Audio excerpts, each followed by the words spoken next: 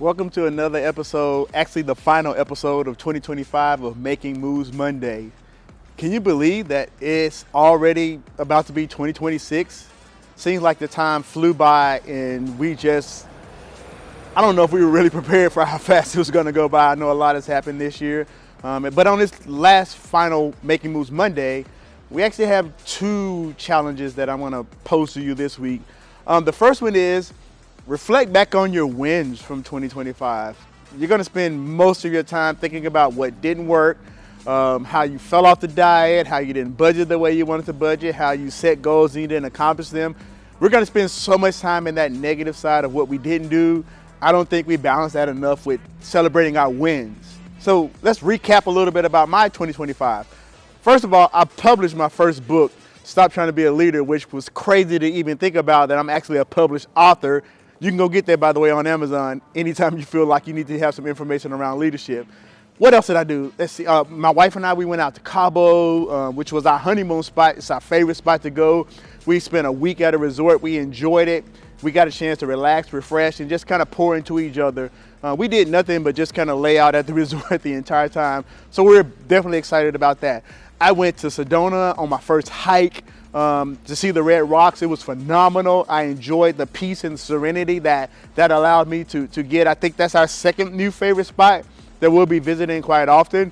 I even jumped out of a plane. Can you guys believe that I jumped out of a perfectly normal, well-run plane?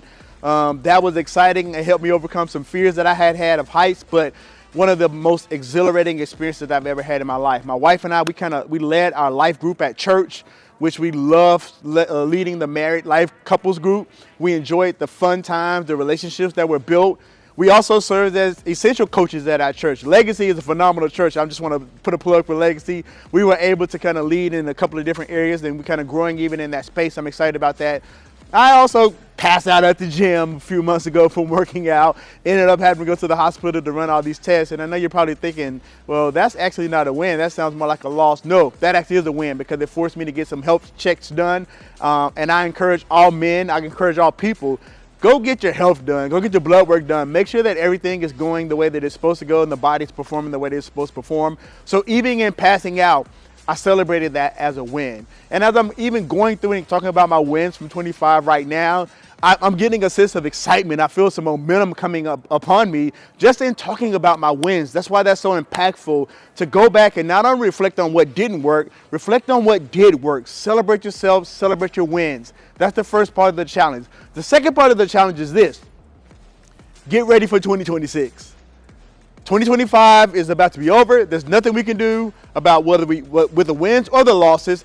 We could just learn from each one of those and be better in 2026. I think 2026 is going to be a year of substantial growth for myself, but also for you as well. And I believe the way we achieve that is we work smarter, not harder. I'm going to kind of pivot a little bit in 2026 in giving you some real practical advice on how you can work smarter, not harder. We're going to dive into the world of automation. We're going to dive into the world of AI. If you're not using AI to benefit your personal life, your professional life, and help enhance some of the things that you're tasked to do, you're going to learn a lot in 2026 if you tune in and you lock in with me. So, number one challenge for the week: reflect on your wins for 2025. Whatever you felt like was a win, celebrate that.